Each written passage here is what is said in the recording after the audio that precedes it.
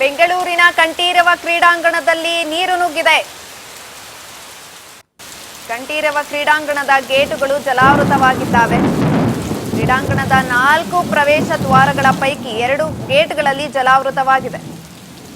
ಕೇವಲ ರಸ್ತೆಗಳಿಗಷ್ಟೇ ಅಲ್ಲ, ಕ್ರೀಡಾಂಗಣಕ್ಕೂ ಕೂಡ ವರುಣ ಎಂಟ್ರಿ ಕೊಟ್ಟಿದ್ದಾನೆ. ಕ್ರೀಡಾಭ್ಯಾಸಕ್ಕೆಂದು ಬರುವ ಅಥ್ಲೆಟ್ ವಾಪಸ್ ಆಗ್ತಾ ಇದ್ದಾರೆ. ಬೆಂಗಳೂರಿನ ಕಂಠೀರವ ಕ್ರೀಡಾಂಗಣದಕ್ಕೂ ಕೂಡ ನೀರು ನುಗ್ಗಿರುವಂತದ್ದು. ಆ ರೀತಿಯ ಧಾರಾಕಾರ ಮಳೆಯಾಗಿದೆ. ಒಟ್ಟಾರೆಯಾಗಿ 4 ಪ್ರವೇಶ ದ್ವಾರಗಳ ಪೈಕಿ 2 ಗೇಟ್ಗಳು ಜಲಾವೃತಗೊಂಡಿವೆ. ಕ್ರೀಡಾ ಅಭ್ಯಾಸಕ್ಕೆಂದು ಪ್ರತಿನಿತ್ಯ ಅಥ್ಲೆಟ್ಗಳು ಬರ್ತಾ ಇದ್ರು, ಅದೇ ರೀತಿ ಇವತ್ತು ಹೋಗಿದ್ರು. ಆದ್ರೆ ಈ ರೀತಿಯ ಮಳೆ ಆಗಿರೋದ್ರಿಂದ ಜಲಾವೃತ ಸೃಷ್ಟಿಯಾಗಿತ್ತು. ಅದಕ್ಕಾಗಿ ಅಥ್ಲೆಟ್ಗಳೆಲ್ಲ ವಾಪಸ್ ಆಗಿದ್ದಾರೆ. ನೀವು ನೋಡ್ತಾ ಇರ್ಬೋದು, ಅಲ್ಲಿ ಒಟ್ಟಾರೆಯಾಗಿ ಕಂಠೀರವ ಕ್ರೀಡಾಂಗಣದಲ್ಲಿ 4 ಪ್ರವೇಶ ದ್ವಾರಗಳಿದ್ದಾವೆ. ಈ ಪೈಕಿ 2 ಗೇಟ್ಗಳಲ್ಲಿ ಸಂಪೂರ್ಣವಾಗಿ ಜಲಾವೃತಗೊಂಡಿದ್ದಾವೆ.